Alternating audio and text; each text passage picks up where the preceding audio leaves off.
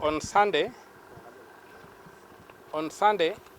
I went to Langata police station, having seen what the president said in Mogosho in Kisii on the 16th, Saturday, whereby he issued a death threat against me and other people who have gone to court and successfully challenged his basically nonsensical housing, so-called housing fund, housing levy fund, or housing levy tax, whatever it is. So he made remarks whereby he directly isolated the people who had taken that case to court,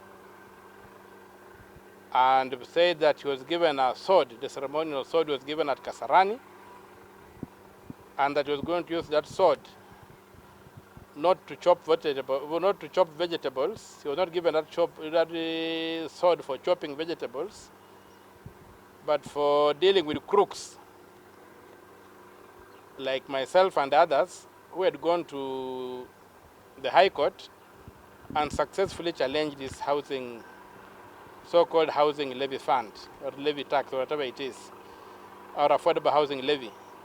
So those remarks had two issues that got me concerned.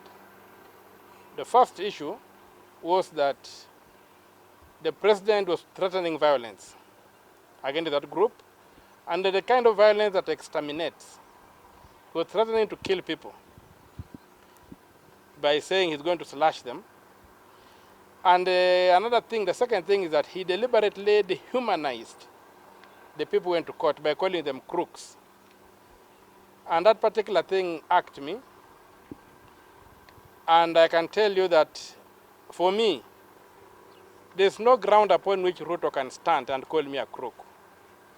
People who know the history of this country know that both of us have been taken to court. And him, he was accused of theft, stealing public assets. I was accused of holding demonstrations to demand good governance. So who should call the other one a crook?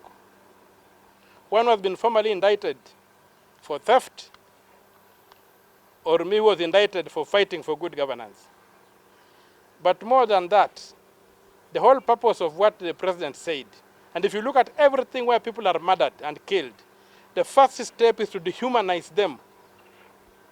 Call them cockroaches, call them whatever. In this particular case, the president referred to me and my group as crooks, wakora, whom is going to slash. So already they have dehumanized us, and so eliminating us will not be eliminating human beings. He will be eliminating wakora. So concerned about my own life, that the president issued that death threat and already dehumanized me, and because I live under the jurisdiction of Langata police station, on Sunday I went to Langata police station, making an attempt to report this matter, to get an OB. I was kept there for more than 6 hours, being taken around. Eventually, one of the junior officers came and said, "My brother, the discussion I've picked is that they are not going to record your statement. And what I would advise you to do is to go to the crime scene where the crime was committed. That's in Kisii.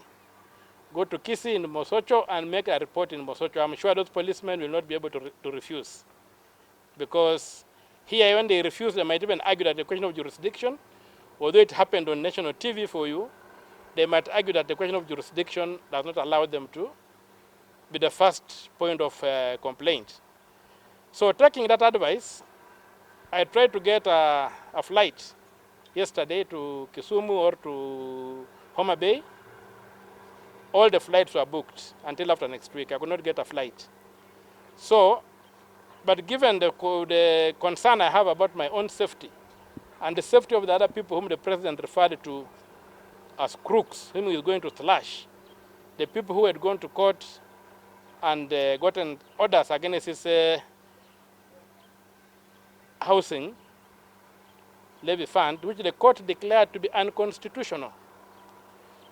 I decided to drive to Kisii, and he drove overnight, go to Mosocho at around 4 o'clock this morning. I went to the police station.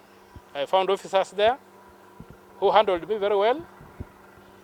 They even recorded my complaint in an OB, and the OB is here for those who can see. It's an OB number 03/19/12/2023. It's OB number 3 of today, recorded at Mosocho police station. So after I recorded the OB, they told me that given my current status in society as a senator, they could not record a statement from me at that police station. I needed to be recorded by the senior police officers.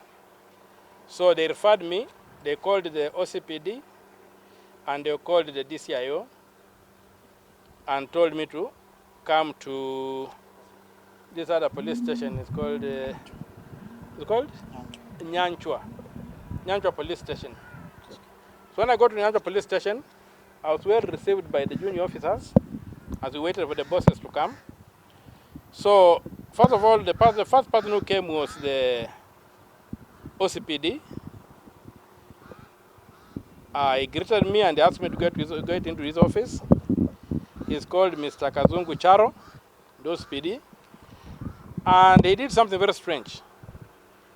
He began raising an issue with my phone. He just claimed that I was recording him. So I told him, I'm not recording you for heaven's sake. I'm not an idiot. I don't record people. So I said, okay, to make you comfortable, let me hand over my phone. So I handed over my phone to one of the people I had come with, my security detail, and they took it out. Then the second thing, he comes in and tells me, do you know that you cannot accuse the president of anything?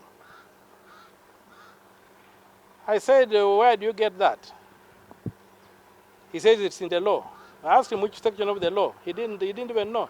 So I told him, the only thing you can do is look at Article 143 and read it out, which he did. And Article 143 does not stop the president from being investigated and being recorded. It only stops his being prosecuted. He cannot be prosecuted in a court. But the president can be arrested, the president can be processed criminally by the police. They have that power.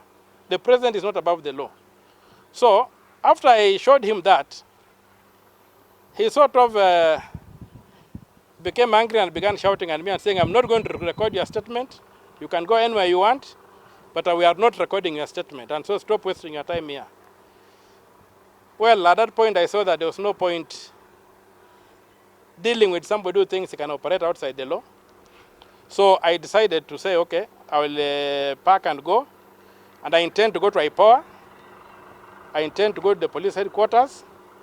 As for Mr. Kazungu, I'm going to sue him here in Kisii for denying me public services for which I pay. He earns a salary. He's supposed to serve all Kenyans. He was not supposed to argue with me, beginning to say that I'm bringing lies, that he was at the rally, he didn't hear the president say that. And that is how you create dictators. When you begin protecting and covering up for for violations of the law, and you are a law enforcer, you embolden the lawbreaker to do worse things than that. So from here, I'm going back to Nairobi, to the police headquarters. I'll try to get to Mr. Kome to record my statement, the Inspector General. And I also want to involve IPOA against Mr. Kazungu, as I also prosecute him for violating my right to be served by the state. So those are the few remarks I have. But I am taking what the president said seriously. I'm not going to blink. But also, I'm not going to withdraw from the court. We are going to use the court because the court is a legitimate forum for settling disputes. And the president, he talks of his being not unstoppable. My advice to him is that he's only unstoppable if he's operating within the law. The moment he steps outside the law, he's stopped by the Constitution.